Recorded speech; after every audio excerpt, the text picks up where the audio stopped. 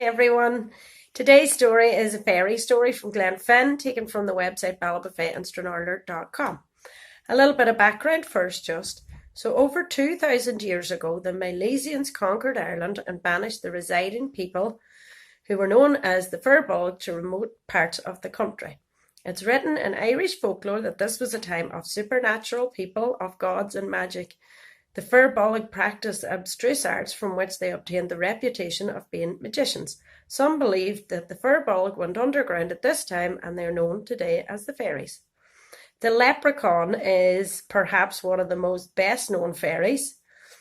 So if you meet one, be mindful of his cunning and ability to play practical jokes.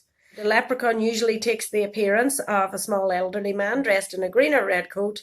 He enjoys mending shoes and counting his money, and wouldn't we all like to have a pot of his gold? The following story was told in the Gaelic language and has been handed down for many generations in the Glenfinn area. Many years ago, a family residing in the Cloughan area had a double encounter with the fairies. One evening in a small farmhouse, the farmer's wife was doing the usual household chores when she heard a tapping sound behind her in the pantry. When she turned around, a small man, about a foot tall, dressed in a green suit with buckled shoes, was standing there. Although she was frightened, she sensed he meant her no harm, as he had his hands behind his back and he was tapping his foot on the ground. "Don't be afraid, I mean you no harm," he said. The woman asked him what he wanted, and he said, "The wastewater you are throwing out the back door every day is running into our fort. Walk 20 paces towards the oak tree before you dump it, and you'll have good luck." And with that he was gone, and the woman did as the fairy had asked from then on. The small farm was not the best of land, and the animals often got sick. On top of this, the woman's husband was fond of the cards and the drink, and she was left mostly on her own to run the farm and rear the children. One evening, after he sold stock at a fair in Stranarler, he hit the bottle and went to a card game in the townland of Drim. His was a poor card player, and around 3 in the morning, when his money was gone, he bid the party farewell and started home. There's an old saying that it is unlucky to carry cards across a bridge after 12 o'clock at night, and when he reached Drim Bridge, he heard a tapping sound behind him.